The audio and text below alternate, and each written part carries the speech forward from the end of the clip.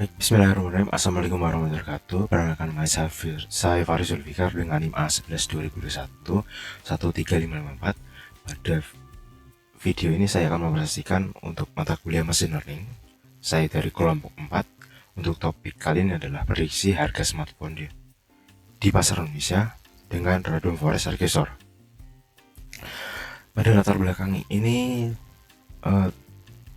tim kami membuat sebuah analisa, yaitu dengan adanya ratusan model smartphone di Indonesia dan beredar juga membuat rentang variasinya menjadi sangat luas, mulai dari entry level hingga ultra premium. Kemudian selanjutnya adalah selain banyaknya variasi, konsumen juga kesulitan dalam menilai sebuah harga handphone dalam membandingkan satu dengan yang lain, seperti RAM, ROM, kamera, dan baterai yang ditawarkan setiap oleh mereknya.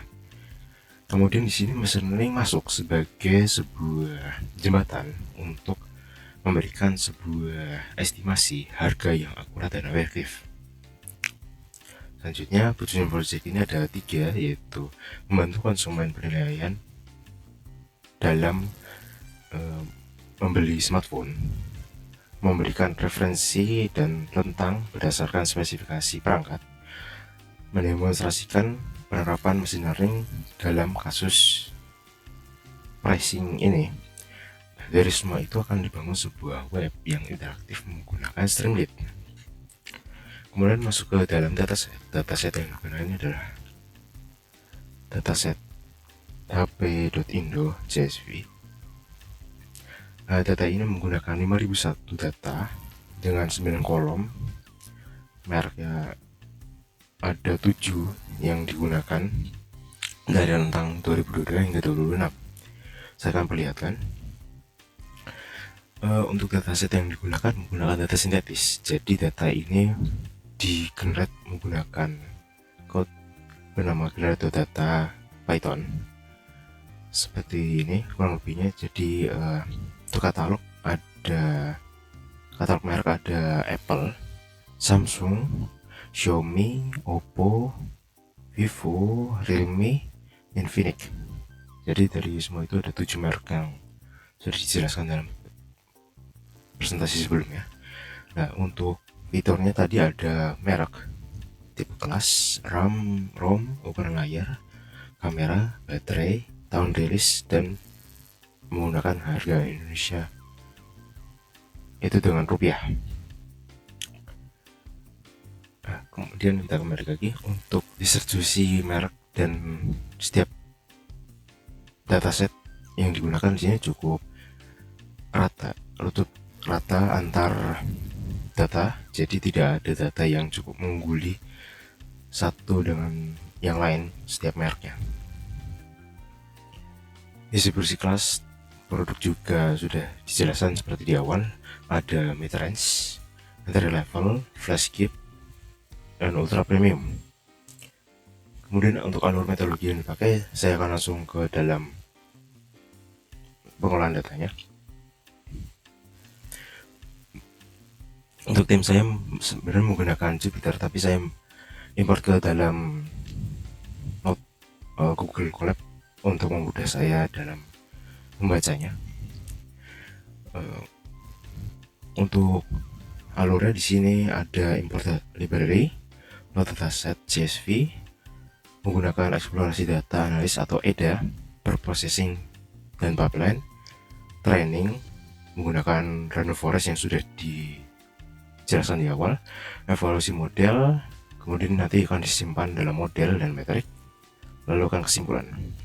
Langkah pertama ada di import library.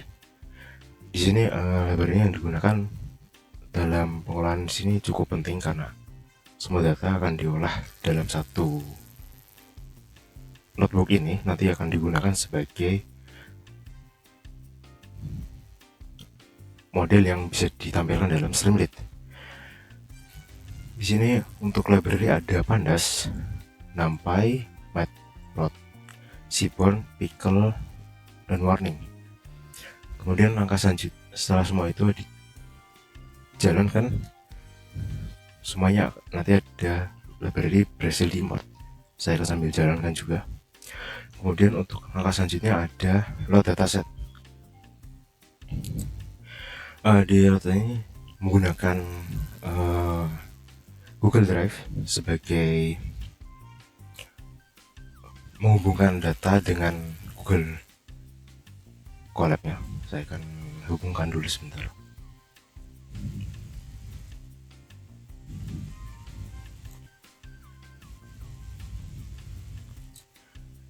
Kemudian nanti setelah selesai akan masuk ke dalam DevRead. Di sini digunakan sebagai data membaca sebuah baris dan kolom. Setiap kolom diperlihatkan di awal untuk melihat struktur datanya sudah sesuai dengan data yang diimport dari file CSV tadi. Langkah selanjutnya kita melihat info dataset dan statistik deskriptif. Di sini digunakan untuk melihat tipe data yang digunakan setiap kolomnya. Kemudian ada memberikan gambaran. Untuk data deskriptif digunakan untuk melihat data seperti mean, standar, deviasi, mean, dan max. Selanjutnya adalah pengecekan missing value. Pada missing value ini digunakan untuk mengecek apakah data di dalam dataset memiliki kekurangan, tapi setelah dicek tidak ada jumlah tentang missing value-nya adalah 0. Selanjutnya adalah EDA atau eksplorasi data analis. Di sini terdapat 2 histogram. Untuk data linear digunakan untuk melihat harga aktual. Kemudian untuk data kedua kan log scale digunakan untuk melihat distribusi setelah transformasi logaritma yang digunakan untuk melihat apakah data memiliki distribusi yang normal hingga analis dapat digunakan lebih lanjut. Untuk visualisasi yang digunakan ini menggunakan box plot. Di sini diurutkan berdasarkan median harga tertinggi hingga memberikan gambaran merek mana yang lebih tinggi atau lebih bervariasi. Kemudian selanjutnya kita akan menggunakan distribusi harga berdasarkan merek smartphone. Di sini sama menggunakan box plot. Pada kali ini adalah untuk menentukan tipe kelasnya. Tipe kelas yang digunakan ada entry level, mid range, flagship, hingga ultra premium. Di sini juga dapat membantu bagaimana memahami segmentasi pasar dalam menentukan harga. Kemudian selanjutnya ada distribusi harga berdasarkan tipe kelas smartphone menggunakan korelasi heatmap. Di sini saya masih agak sulit untuk membaca, tapi untuk kurang lebihnya ada warna yang ditunjukkan lebih terang menunjukkan korelasi yang kuat, sementara warna gelap menunjukkan korelasi negatif yang kuat. Ini membantu mengidentifikasi fitur mana yang berpengaruh terhadap harga pada smartphone lebih tepatnya. Kemudian lanjut ke section 4. Kemudian pada langkah ini perlu dipisahkan antara fitur dan target, karena dalam hal ini model akan belajar dari fitur X dan prediksi menggunakan target atau Y. Kemudian kita akan melakukan pengecekan mana yang kategorikal dan yang numerikal. Pada kali ini kategorikal ada merek dan tipe kelas.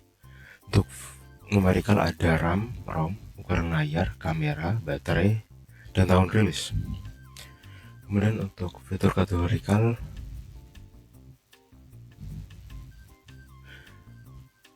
dan numerikal digunakan OneNote encoding untuk menghindari masalah multicollinearitas. Digunakan untuk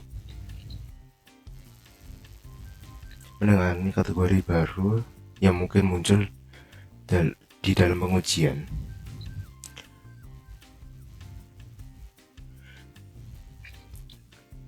Kemudian akan dilanjut ke trainingnya.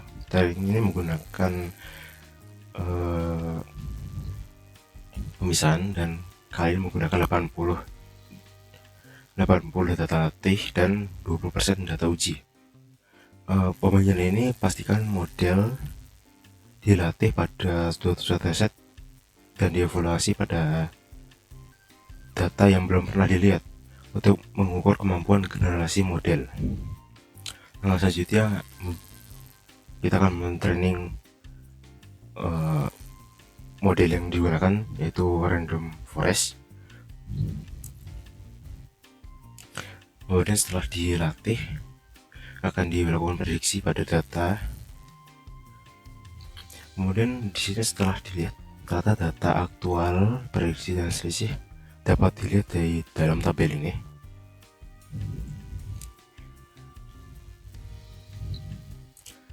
Kemudian langkah selanjutnya, untuk metrik evaluasi model didapatkan R-score-nya di 0,9925. Untuk MAE atau mean absolute error-nya berada di 293.264. Kemudian untuk root mean square error-nya berada di 491.204. Setelah mendapatkan evaluasi kunci, juga dihitung untuk metrik evaluasi model. Untuk R2 main-nya di 0,9925. Itu untuk R2 STD-nya di 0,0003. Kemudian untuk evaluasi menggunakan cross validation menggunakan flow scatter. Di sini diperlihatkan bahwa prediksinya cukup mendekati dengan dari model prediksi dengan harga aktualnya. Banyak di sini menunjukkan untuk akurasi cukup tinggi. Kemudian setelah semua itu akan dimasuk ke dalam model dengan nama model.pkl. Untuk ringkasan hasil sementara, dataset yang digunakan ada 5001 dataset dengan rentang dari rentang tahun 2022 hingga 2026, menggunakan 8 kolom. Ada merek, kelas, RAM, ROM, layar, kamera, baterai, dan tahun. Model yang digunakan menggunakan random forest regression. Jadi sampai 203.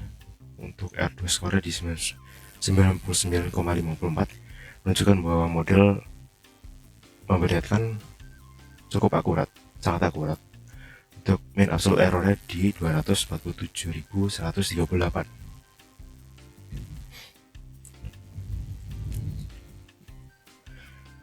Kemudian dari situ, kenapa tim kami memilih random forest?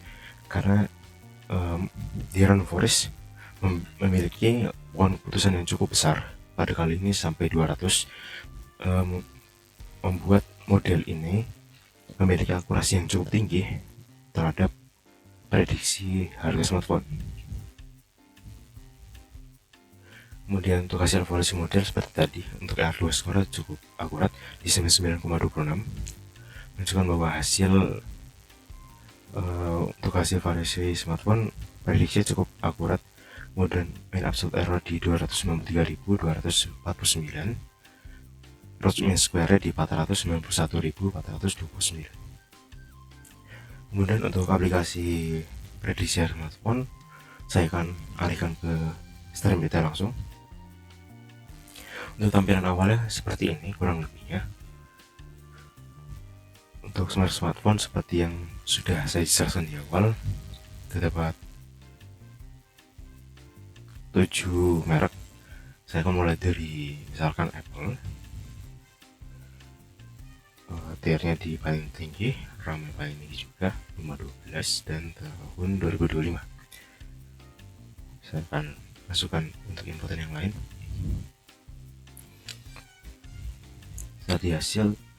Setelah diprediksi hasilnya ternyata mendapatkan iPhone 16 Pro Max dengan range atau prediksi harga di 20.326.000. Kemudian di sini juga dapat dilihat ya inputan sebelumnya. dari merek, tahun, RAM, ROM, dan lain-lainnya. Di sini tim kami juga memberikan link untuk inputan pembelian smartphone-nya, jadi user yang menggunakan bisa langsung mengaksesnya. Saya akan coba lagi, misalkan untuk Samsung kita akan menggunakan kelas tertinggi. Kita akan sama untuk ROM-nya tahun 2025.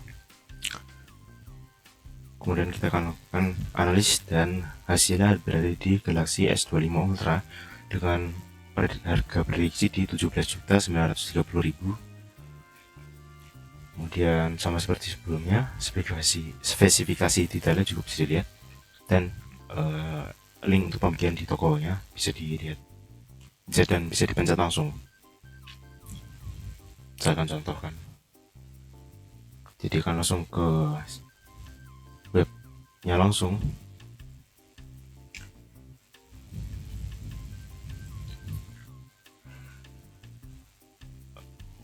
Jadi untuk tag yang digunakan pada project ini ada Python dengan V, kemudian library-nya ada Pandas dan Py. Untuk pipeline-nya menggunakan scikit-learn, dan file yang digunakan untuk menampilkan adalah Streamlit. Mungkin untuk tools dari saya sekian dari kelompok 4. Wassalamualaikum warahmatullahi wabarakatuh.